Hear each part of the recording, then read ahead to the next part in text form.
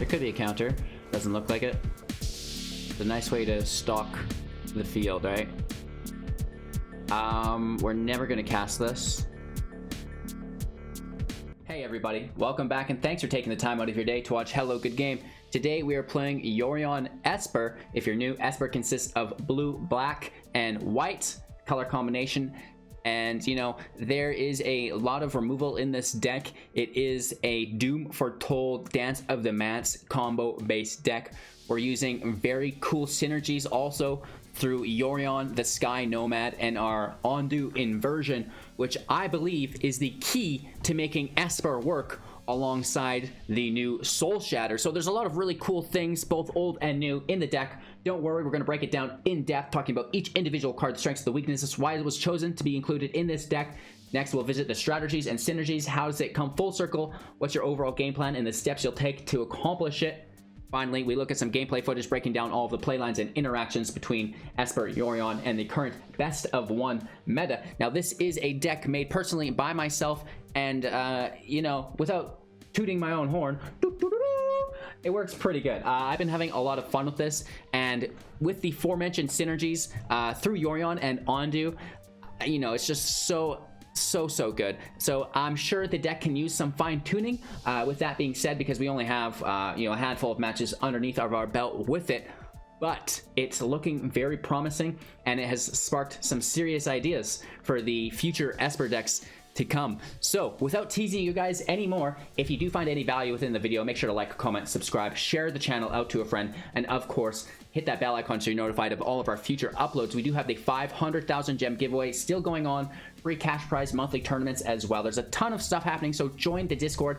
Everything you're going to want is in the Linktree link description below. We're also using Magic the Gathering Arena Assistant today, the best tracker you can get. This is a free download within the Overwolf link in the description below. You've got deck write-ups, deck videos, metagame analysis, deck trackers, collection stats, so much more. I could go on for that in detail for hours. With that all out of the way, let's get right into the Esper Yorion deck here. You guys all know Yorion, the Sky Nomad. As the companion, you have to follow the deck building rule.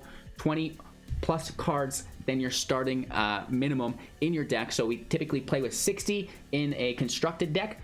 Yorion makes it so when we do use it as a companion, we're now playing with 80, and that's a great way to counter the current Dimir Rogue meta. It's a 4/5 with flying. That's an amazing way to counter the rogue meta as well, right? Get in the air with a big blocker, sign us up. But it goes on further. Whenever Yorion enters the battlefield, exile any number of other non-land permanents you own and control. Return those cards to the battlefield at the beginning of the next end step.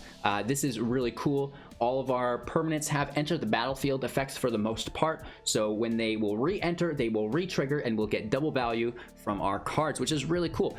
So into our 2-drops, we have no 1-drops. It's kind of a slower control style deck. And now if you're new to the channel, check out my deck building guides where we talk about the differences between aggro, control, mid-range. So as long as the game goes on, you increase your chances of winning, right? You want to prolong the match while you're playing control deck. Push it to turn 10 as your goal. Don't worry about closing out your opponent's health points, things like this. Just extend the game time as long as you can. I know that sounds bad, but it works quite well. So to get this done, we have 2 copies of Charming Prince, a 2/2, and when it enters the battlefield, choose one. So here's one of the enter the battlefield effects that we're talking about. We get to either scry 2, looking at the top 2 cards of our library, putting them on the bottom if we don't like them. If we do like them, leaving them where they're at, or we can even reorder them. So that's amazing. A Yorion deck has 80 cards. That means the chance of you pulling what you need is reduced, you know, because there's an extra 20 cards in there. And so the scry is going to really help you find the specific tool piece that you're looking for in that occasion. Next up, we can gain 3 life, you know, just general survivability. If your opponent's an aggro deck and it's just lacing in damage, gain some life, you know, help draw that game out like we're talking about. And then finally, exile target creature you own, return it to the battlefield under your control at the beginning of the next end step. So this is a creature bounce. It's not a permanent bounce, but the really cool thing here is that we can bounce Yorion with Charming Prince. Yorion comes back in, bounces the Charming Prince and everything else. Charming Prince comes back in, bounces Yorion, and you can kind of see how that cycle just goes on and on, my friends. Moving forward, 2 copies of Glass Casket and Artifact, and when it enters the battlefield, exile target creature an opponent controls with converted mana cost 3 or less until the Glass Casket leaves the battlefield. This is great for picking up any number of early game plays. Again, we're trying to make the game last as long as possible, so there is a fairly good chance that we're running into aggro creatures that aren't good. They could be the Kazandu Mammoth. It could also be something like the Cobra that we want to take care of so our opponent can't ramp too aggressively, and even a Fervent Champion or Annex Hardened in the Forge. That's an amazing creature to exile. So Glass Casket is perfect because you get to take out basically any early game play that your aggro player would be relying on, or your ramp player would be relying on, and just kind of take that away from them and continue out your game plan without allowing them the head start on you. 2 copies of the Birth of Meletis next. This is an enchantment saga. It triggers when it enters the battlefield, and then on each of the following upkeeps. First, search your library for a basic plains card, reveal it, put it into your hand, then shuffle your library. Next, create a 0/4 colorless defender. Finally, gain 2 life, and we will sacrifice the Birth of Meletis the second after we gain 2 life, of course. 2 copies of Golden Egg. When it enters the battlefield, draw a card. It is a colorless artifact food. We can pay 1, tap it, sacrifice it, add 1 mana of any color. It's just kind of fixing our mana. We're not ramping here, but potentially it could be worth it. We could also pay 2, tap it, sacrifice it to gain 3 life, against those aggro decks potentially. But where this card really shines is the fact that it comes in early, right? It's not a creature, it's colorless. We replace itself with the draw, plus we can sacrifice it later with Doom Foretold. And if you don't know what I'm talking about within Doom Foretold, don't worry, we're going to get into that in a second. 3 copies of Mazemind Tome. When it enters the battlefield, it's just a enchantment, an artifact. And artifacts are really great when they enter the battlefield because you can tap them immediately. There's no summoning sickness.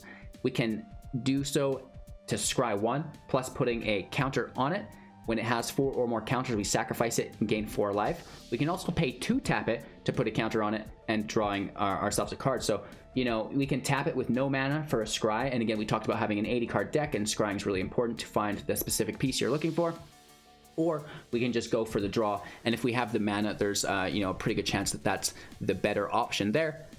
And now one of our main engines in the deck, Dance of the Manse, for 2+X, a scaling spell, sorcery speed, return up to X target artifact and or non-aura enchantment cards with converted mana cost X or less from your graveyard to the battlefield. If X is 6 or more, those permanents are 4/4 creatures in addition to their other types. So if you cast this for 8, it's absolutely amazing because you get potentially 6 creatures in play that are all 4/4s, plus their enter the battlefield effects will trigger. So that's awesome, but you could also cast it for 4, for 3, and just, probably 4 within this deck because we do want to get Doom Foretold out. But, as little as 3, 4, and even 5 and 6 will do the job. And flooding the battlefield with multiple permanents in one turn that all have enter the battlefield effects is really, really good. I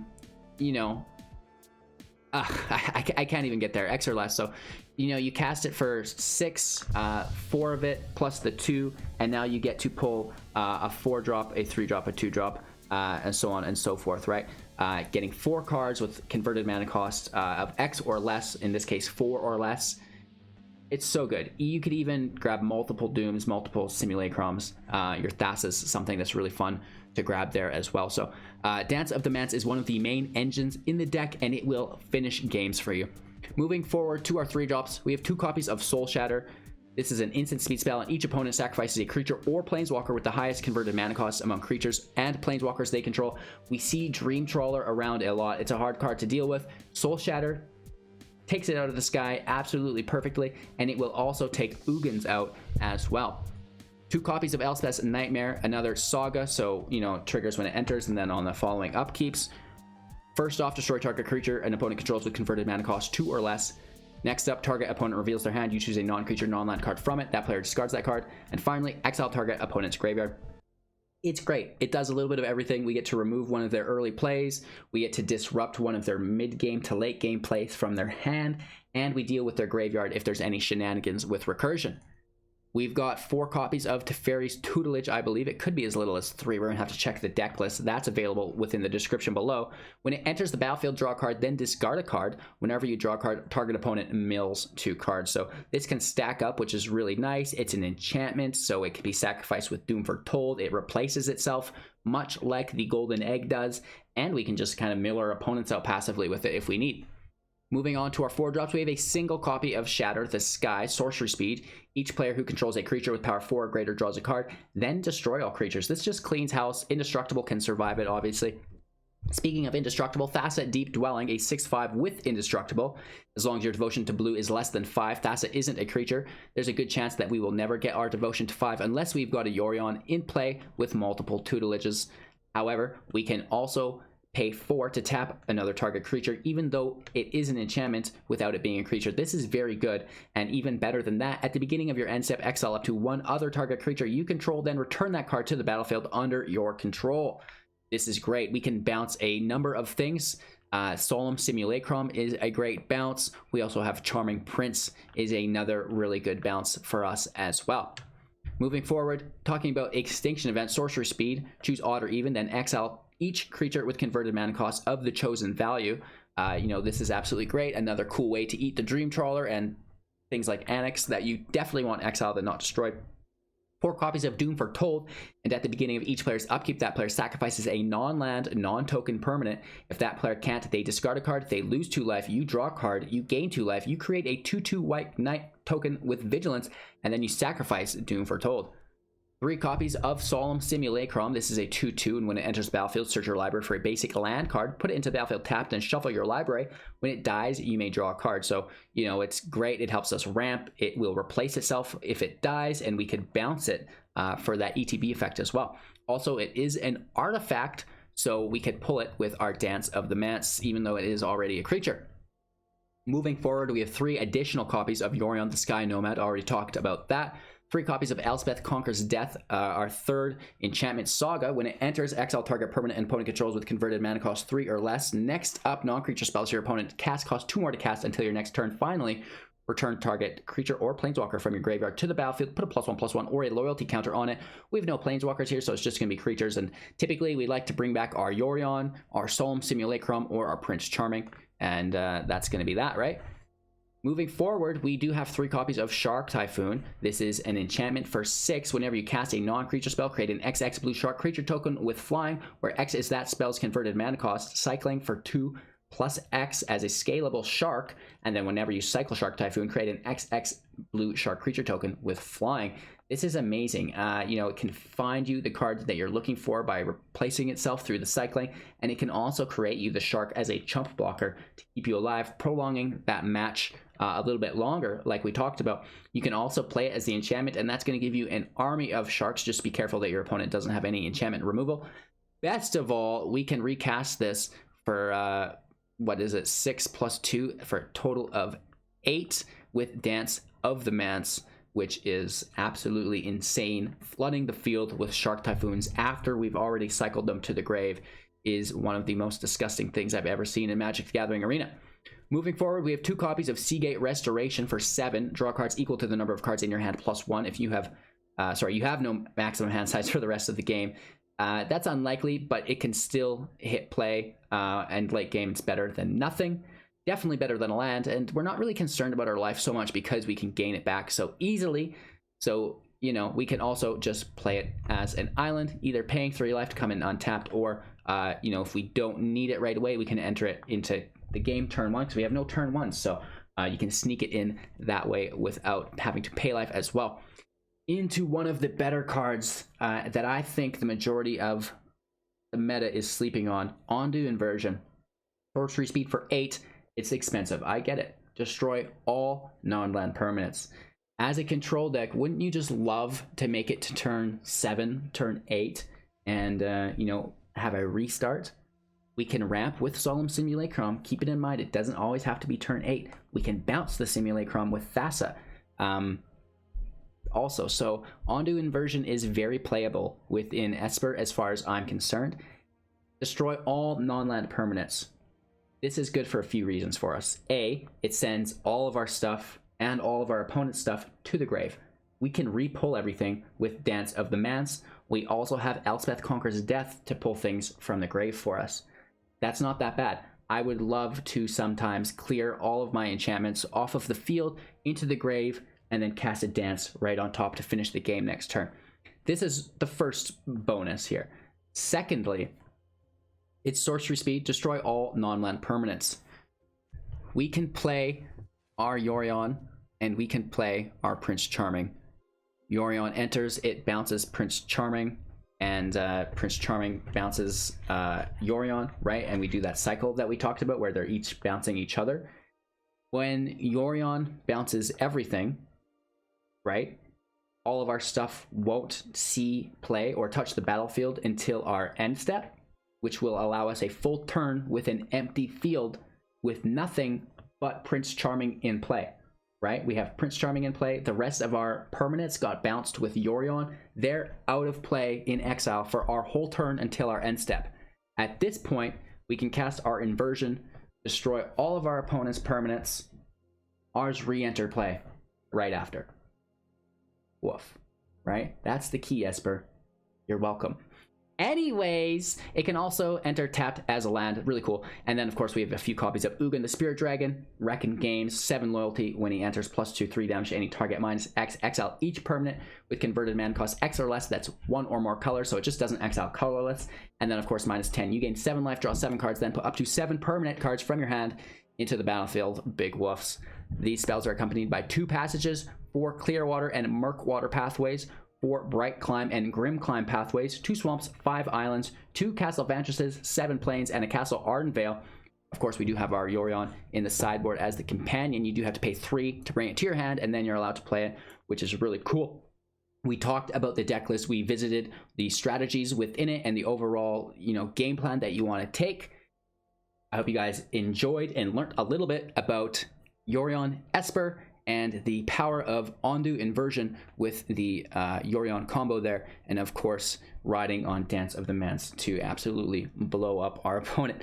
Thanks for your time and attention. Don't forget to like, comment, subscribe, share to a friend. Of course, hit that bell icon so you're notified of all of our future uploads. Join the Discord so you're notified of our 500,000 GM giveaway, free cash prize monthly tournaments. We've got so much going on, it's ridiculous. We're also using the assistant today. Check that out. And of course, stay tuned till the end so you don't miss out on some once-in-a-lifetime footage, news that you're definitely going to want to check out. So we'll see you in a few seconds. This is a weird hand land-wise, but Charming Prince should help us find it. Right, 1 swamp brings on most of our jazz.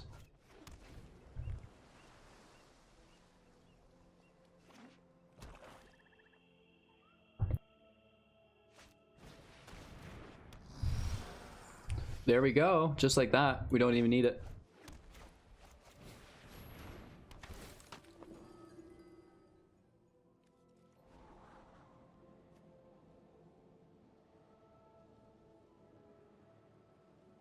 I like Doom. It can stay. Right, now we can play kind of loose with the first one.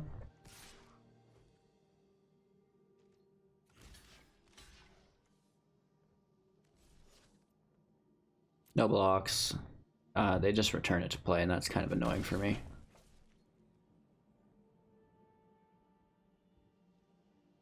We'll just hold up removal next turn.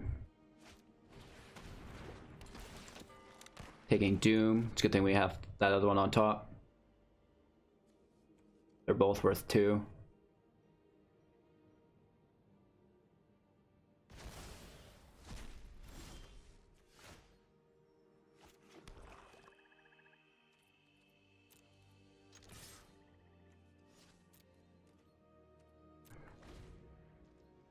It's kind of annoying, especially for Doom.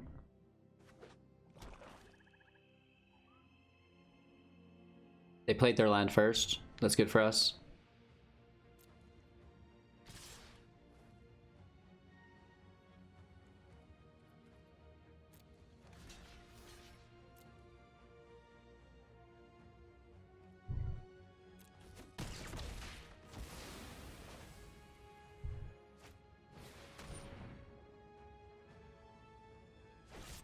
Let's drop it now while the knight's on the stack.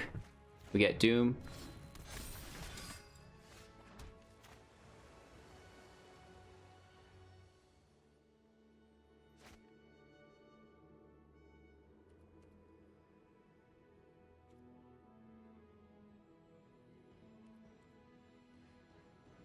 Pass our turn. We're gonna use our other Soul Shatter. We also have Shark Typhoon for 2.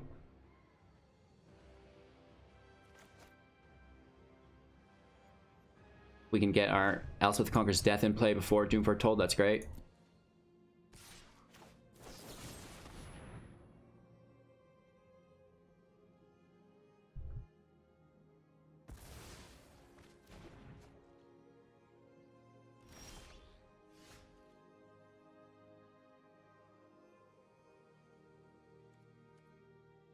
Let's pass our turn again.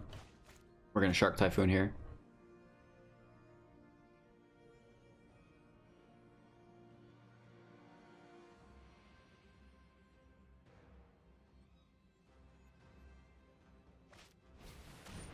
That's a nice play.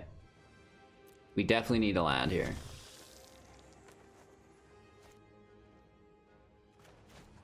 Sploosh.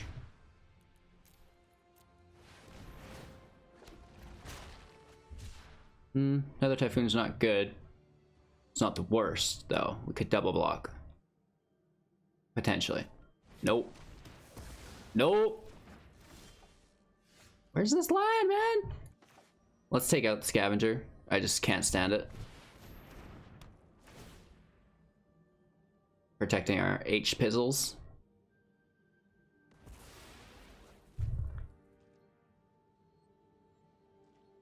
Nice. That's really good. Return, baby. Pull the land, which is awesome.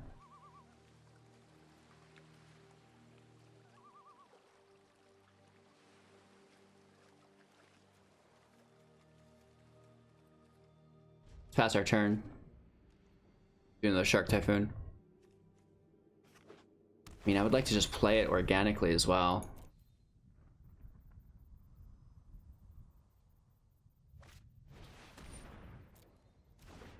Yeah, we're gonna Castle Vantress here. I want to play that Shark Typhoon.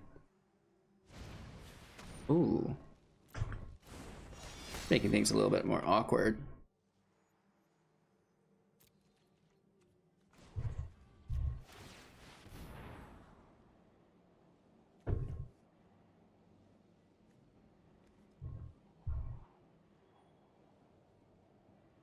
We're sitting on 5 land. This would be our 6th.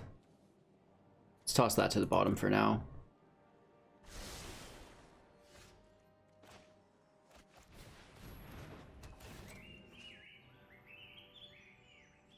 Let's take the Shade. It's a little bit stronger, right? And we'll push Yorion into the hand.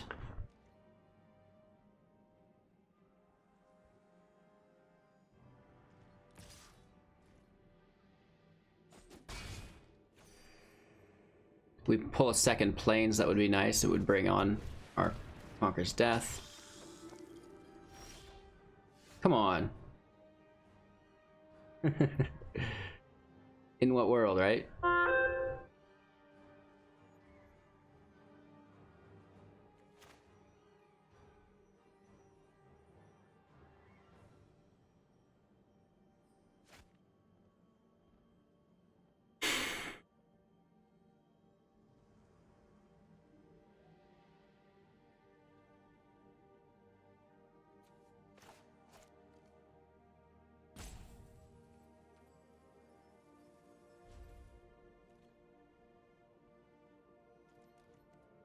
Pass our turn.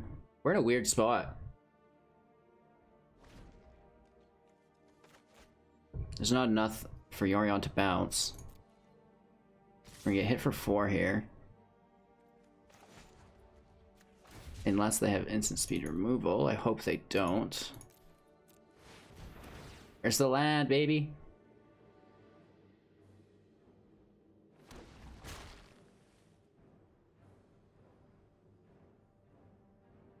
I would like to block the Murderous Rider. We can't block the Oblivion Priest. There's removal, even and odd. Our Shark's even as well as 0.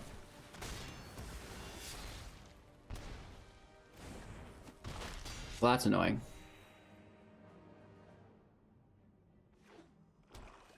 Hopefully they play that second rider. They don't. We pull the land.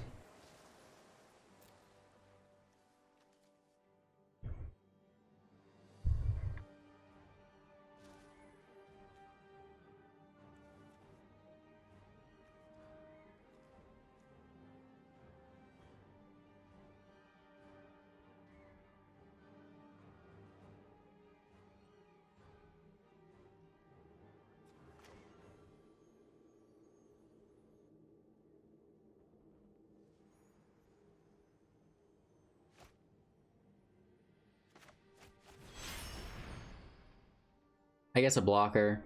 I mean, I'm pretty sure we're gonna get removed here.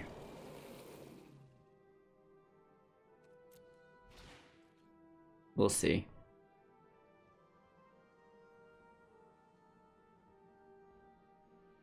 Really? Wow, 3 riders? That's unlikely. That's crazy. Crazy, crazy, crazy. Like, hurtful. Straight up.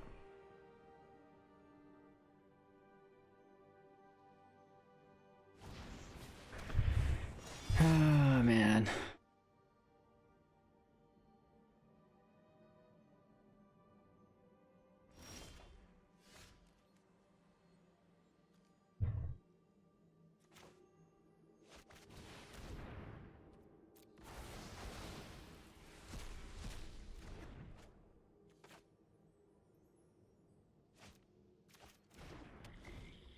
It's annoying, and I hate it.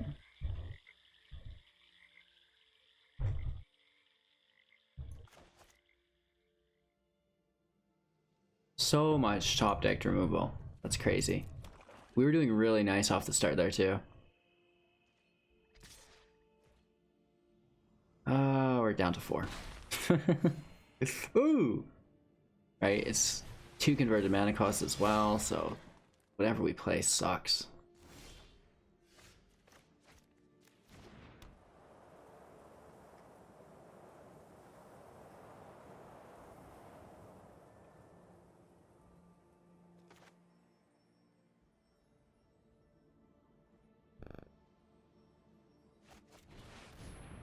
Elspeth conquers death.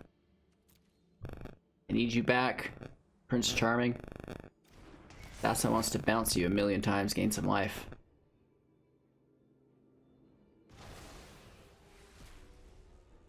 If we had one more land, we could Doom on top, and that would be really nice here to grab momentum back, but yikes. Ay caramba.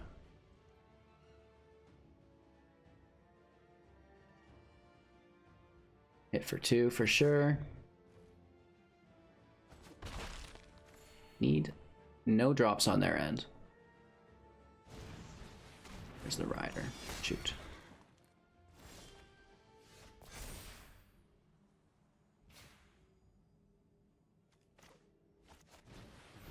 Prince Charming can gain life.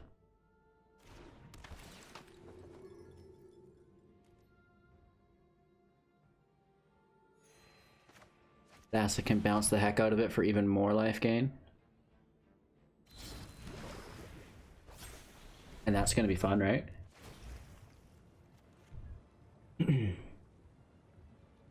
Ask and he shall receive. I was gonna pull the Prince with our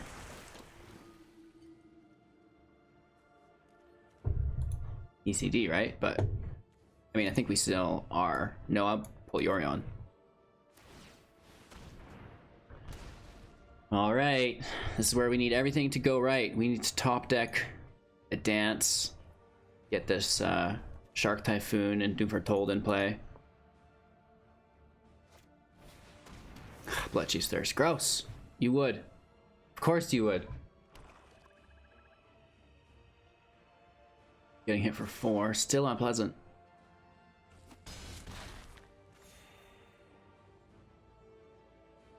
They need instant speed removal.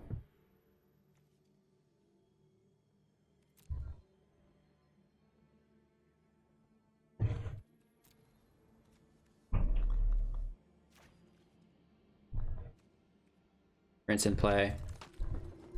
+1 gains life.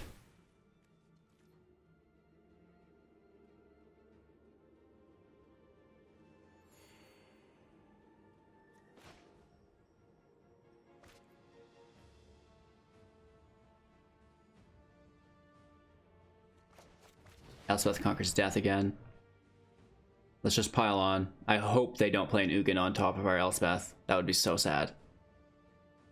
Typically we would want to save that. We could Doom on top of it, I guess.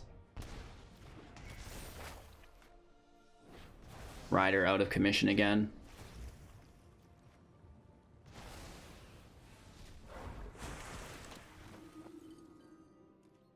Back up to 10, baby. We're staying alive.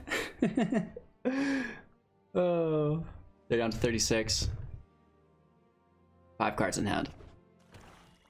9 mana available.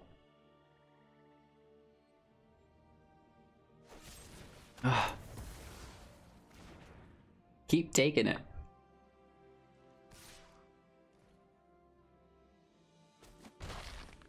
Hopefully no other permanents played here. Of course they do. We should be okay. One odd, one even.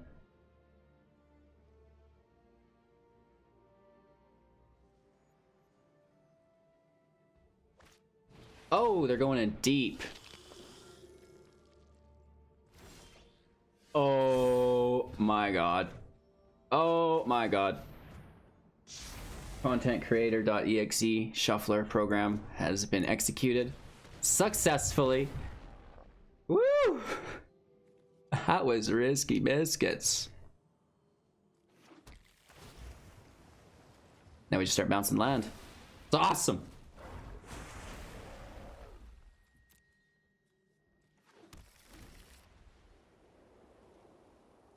Thassa, you babe.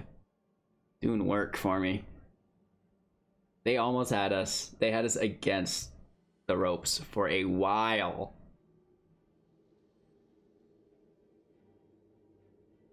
Crazy stuff. Zendikar is indeed restless.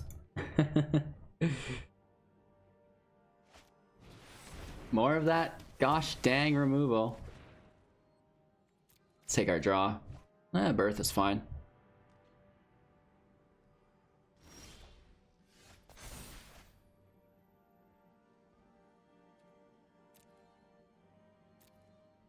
Take Prince. +1. Thank you. Well, I mean the scrying's good at a certain point, but if it's an aggro deck, let's just gain more life than they can ever deal in damage. Right? I think a black source can come in play here. Playing a plains with the Birth. And yeah, we're straight chilling. We got our Castle Vantress ready. Prince can take us back up to 14. We also have the ability to tap our opponent's permanents now with Thassa as well.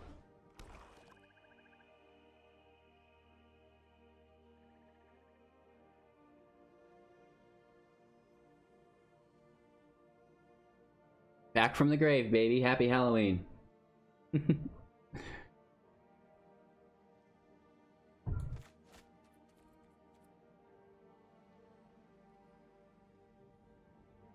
I mean, you know, 10 land is a lot, but it's not like they haven't played anything with it. Like, we got a deep graveyard. Is it an Agadeem's Awakening? It could be, like a healthy awakening. That's for sure.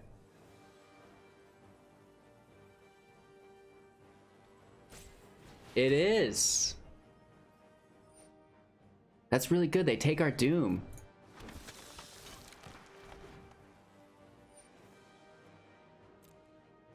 They take our Doom. It's upsetting to me. I mean, I'm just gonna bounce the casket and take the freebooter to grab our Doom back, but, you know. Do as thou wilt. Tutelage is fine, whatever. Let's tap that, babe. Let's, if it toots, it scoots. Oh, that's what we're looking for. Nice.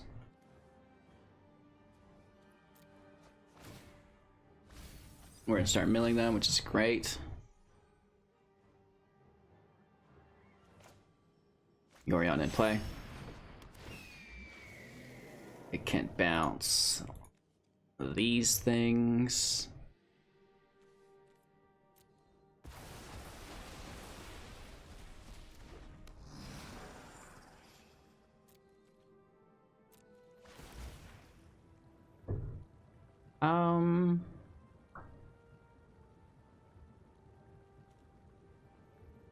Yes, because we can have things off of the board when we do our inversion, and that's going to be a lot of fun.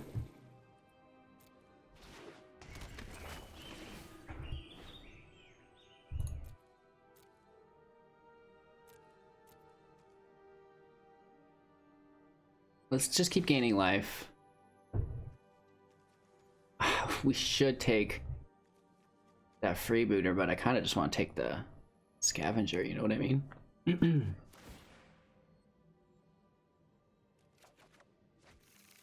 Yeah, we should have taken the scavenger because they could potentially destroy the casket, and that's no good for us. We're sitting on 3 available land.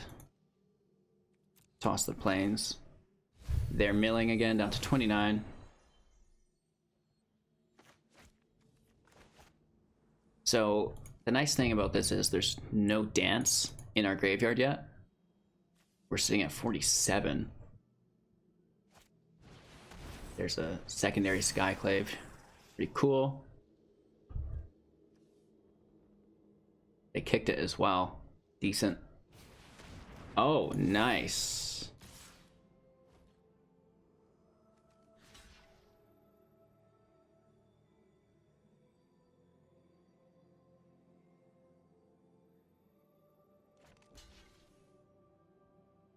How much does that not matter?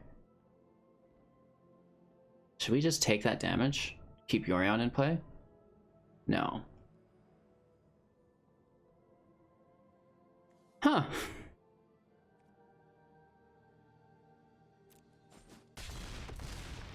It's a hard one.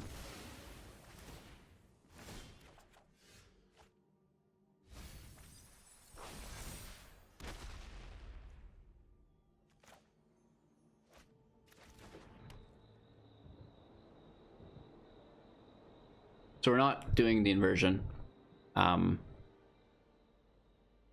quite, although we probably just should. We lose a lot of our goodies.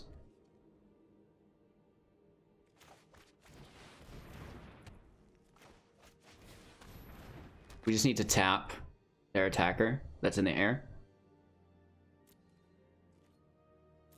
Right?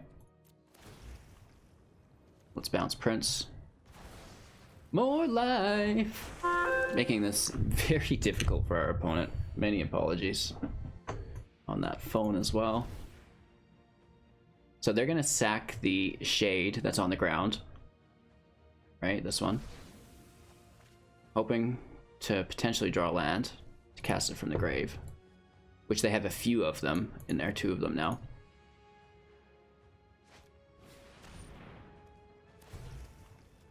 Let's tap this shade that just got double embraced.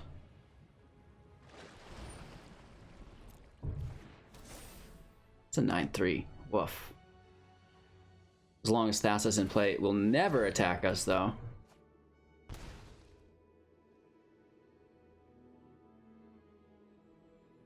Just looking for a dance.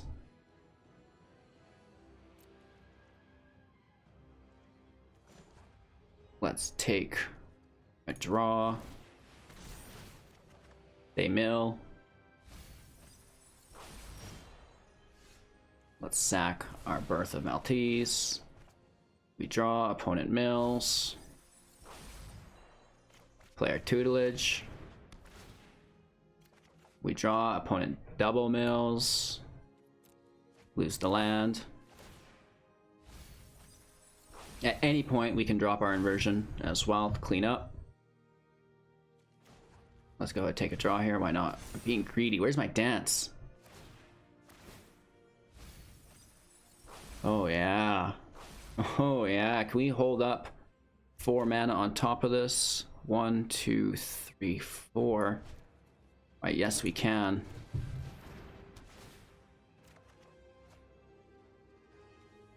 Birth can go. That'll be 6-card mill late game. I know mill's gross, but it's cooler when you do it this way. It's not so aggressive and in your face. You can hit for 2. Sure thing. End our turn. Bounce Prince.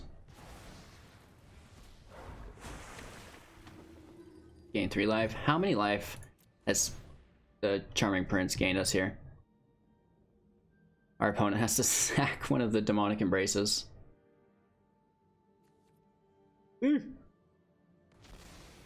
Forgot about that.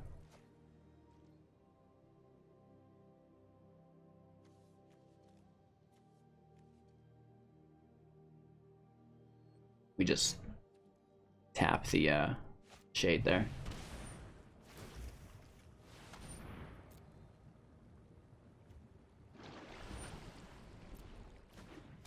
We are going to be back at our starting life total when we end the game here. I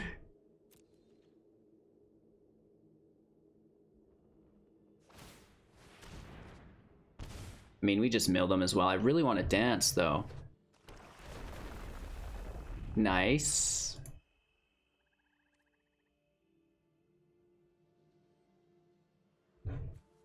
Down to 4 cards. We win as soon as we draw, basically.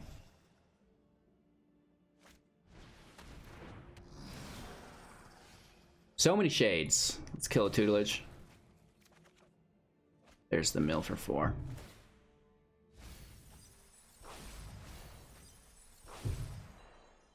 We can just force the draw here. Still don't get it.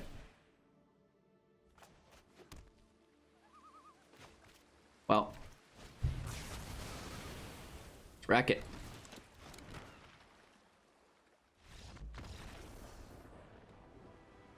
Nice. Alright, so the hand doesn't look too bad. I don't think we'll make it to 8, so we should just get that going in right away.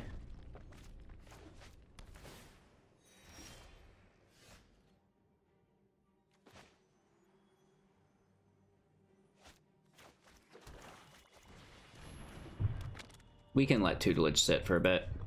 Utilize our scries.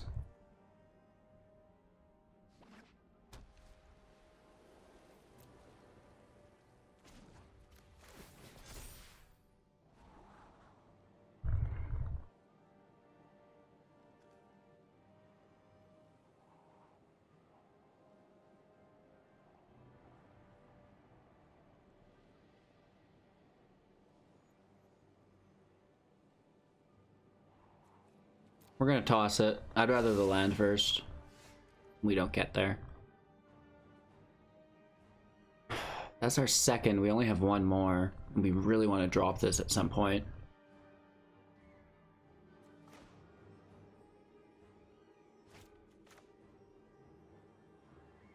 We're still nowhere near 8. We're sitting on 3/6 with it, so let's just let that go.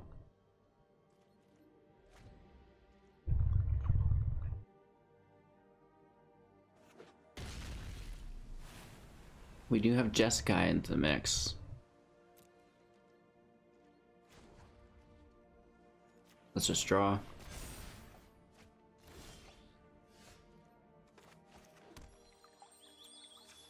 Taking a blue source here.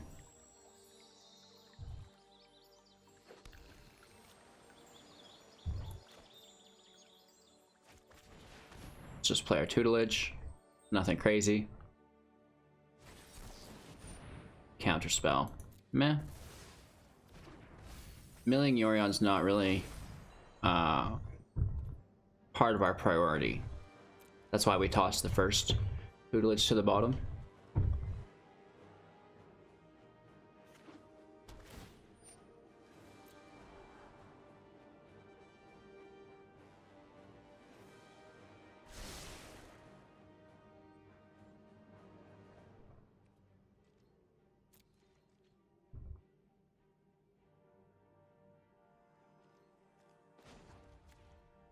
Set up our turn. 1, 2, 3, 4. Oof. Oof. Land can go. We might regret that later on.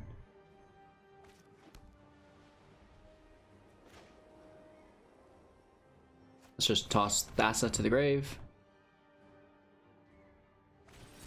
Right. These are fine.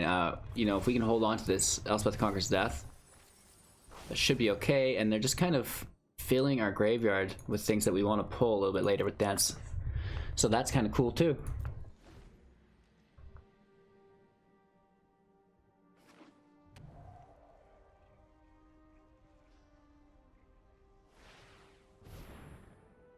Yorion into the hand. Take our scry, tome to the graveyard. 4 life. Land can stay.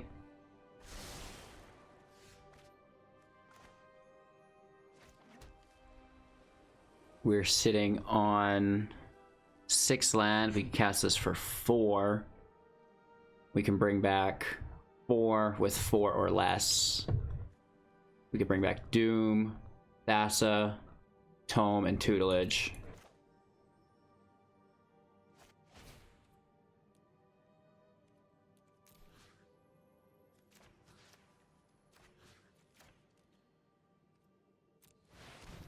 There could be a counter.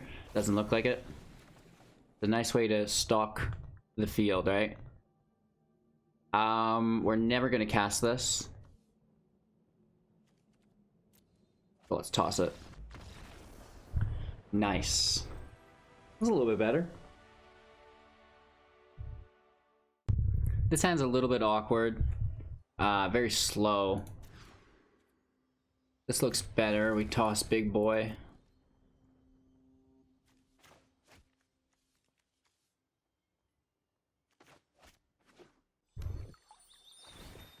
It's pretty slow, but hopefully we have enough removal to make it work.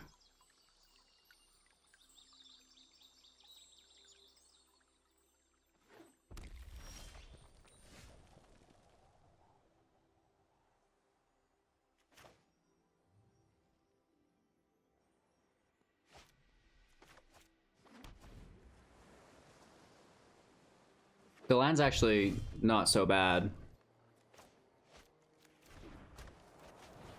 Tome early game is really good for us as well. Putting a stop on our upkeep to scry. We're gonna try not to be lazy today for you guys.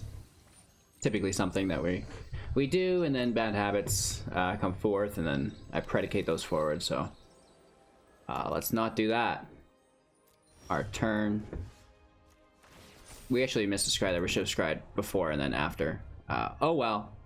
We'll be slow on the tokens. It just sacrifices itself anyways. You know, I don't mind the Shark Typhoon either. So the double scry would have been also weird.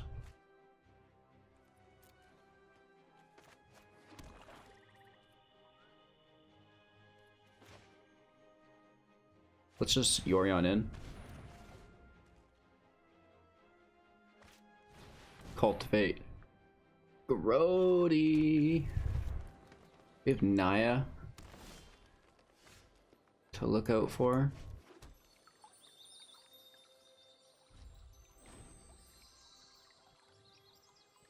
We'll scry at the end and at the start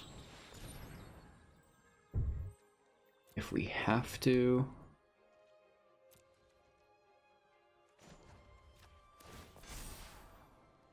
The tutelage is pretty good off the start. I like that. And we don't want to shuffle.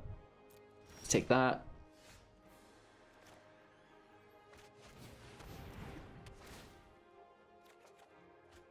Kind of needed a land there.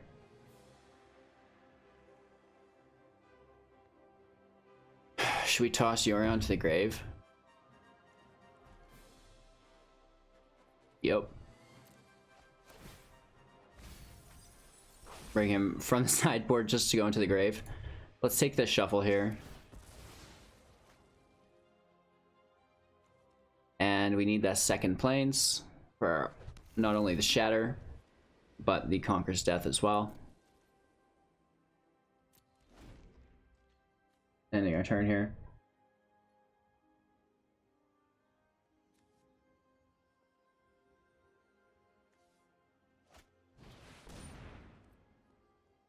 The exploration is pretty cool, so we're looking at some crazy landfall here. They created 2/2, plus they exile one from the top that they can play. If not, we take 1 damage. It's another hut. Thankfully, they can't play it, right? Because those could stack up quite nicely.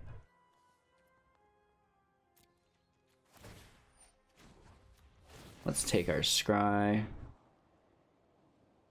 Casket, I think, might be a little bit useless here.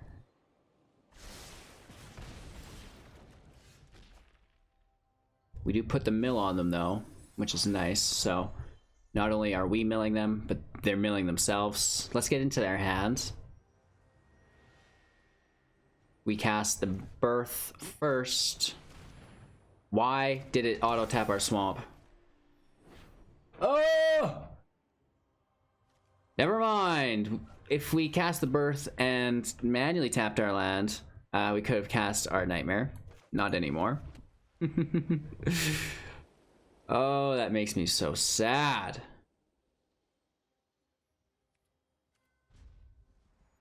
We're gonna take the draw if we don't Shark Typhoon. Okay, this is good for them.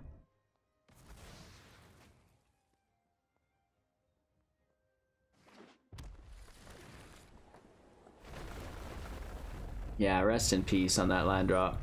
It's probably gonna become a 3/3 and stuff. Like, we have the shatter, so whatever, but it's still annoying.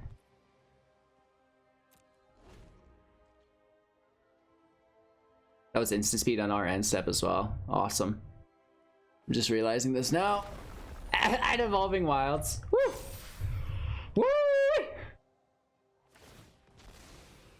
Gonna hit for 4/8/12 here. We're gonna Shark Typhoon in a chump block. One of them. That's insane.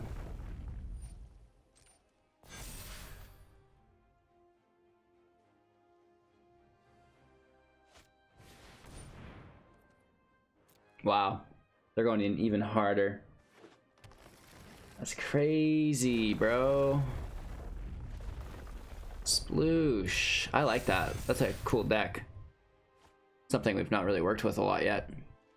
We hit for 12.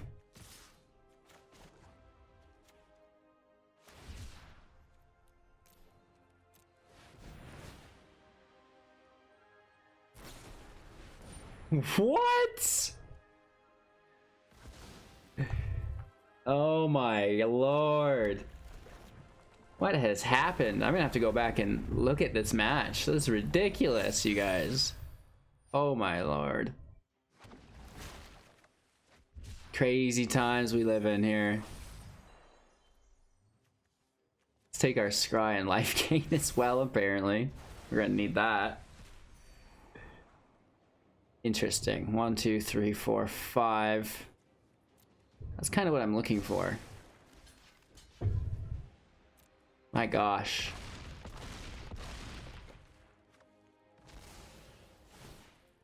Oh, all of the exile damage. I didn't even take into account that. Woo! Alrighty. That worked out alright. And newly discovered tech. I don't know if other people have realized this with Yorion, the Prince, and the Ondu Inversion. This is very, very cool, and I think it could make Esper great again. Not to mention Soul Shatter just being so good. Very underutilized cards within Esper, and I feel like Esper's not been getting the love. I think a lot of us looked at it, we're like, oh, you know, it's cool, but rogues are better, right? And that's where everybody went, but I'm sick of it. I would rather play anything. I'd rather lose 5 matches in a row than play rogues at this point. I get it. It's fine. If that's where you spent all your wild cards, cool. I don't want to hate on you so much. It's just a lot, especially for those of us playing 20, 30 games a day. When 15 of them are against rogues, it's like, oh yeah, give it to me. No more complaining, though. I do thank you again for your time and attention. Don't forget to download the assistant in the Overwolf link. Everything else is in the Linktree link if you can afford to do so. Support on Twitch, Patreon, YouTube, and the Amazon link. Make sure to do your Christmas shopping through there. And yeah, thanks for hanging out. Really appreciate it. Go take maybe a second for yourself and watch another video of mine.